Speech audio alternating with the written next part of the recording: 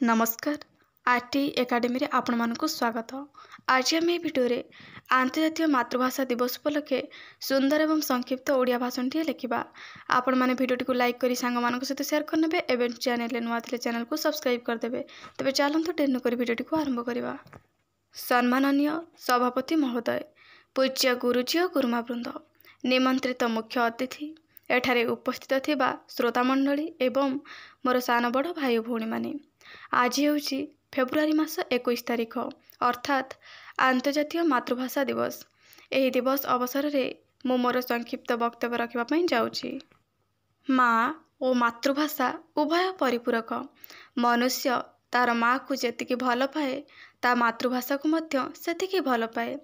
हृदयर समस्त कथा को से मातृभाषा माध्यम रे सुंदर भावरे व्यक्त करिपारे, जहा अन्य कौनसी भाषा रे संभव होई न थाए।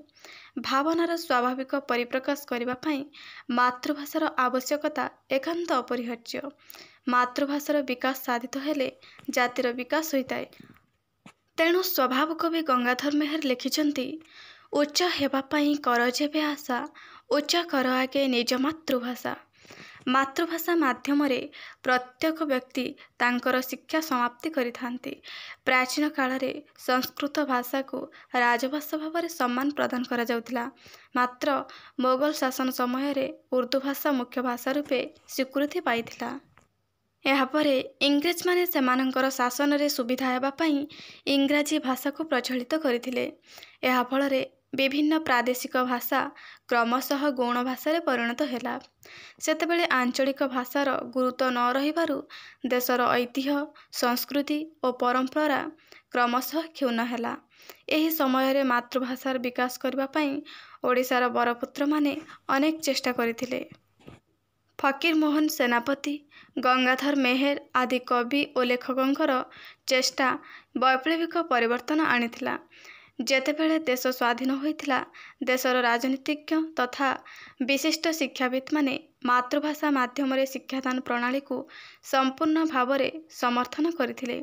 कोठारी कमिशन जोटा कि 1964 रु 66 रे होइथिला, आंचलिक भाषा रे विद्यालय और विश्वविद्यालय मानकरे शिक्षादान कराजिबा संपर्क रे मत प्रदान करथिले। मातृभाषा माध्यम रे शिक्षादान प्रणाली खूब सफलता हासिल करिथाए। निजर ऐतिह्य, संस्कृति और परंपरा को सुरक्षित रखिबा पई मातृभाषा हेउची एक बलिष्ठ माध्यम। मातृभाषा को उपेक्षा करी कौनसी जाति केबे बड़ होई नाही कि होई पारिबो नाही। मातृभाषा को सम्मान देवा एवं सुरक्षित रखिबा उद्देश्य नहीं फेब्रुआरी मास 21 तारिख को अंतर्जातीय मातृभाषा दिवस भाव में पालन करबा पई यूनेस्को तरफरु प्रथमे 1999 मसीह रे प्रस्ताव दिया जायतिला एवं जातिसंघ एहाको स्वीकृति प्रदान करितिला। आम मानकर जन्मभूमि प्रति जेतिके स्नेह श्रद्धा अच्छी, पितामाता पई जेपरी आदर अच्छी, मातृभाषा पई मध्य ठीक सही परी सम्मान और भल पाइबा रहिबा आवश्यक। गोटे जातिर भाषा तार श्रेष्ठ संपद अटे, कारण भाषा को नहीं ए जाति गर्व करे। भाषा ही ए जातिर परिचय। मती कही मोर वक्तव्य समाप्त करुछि।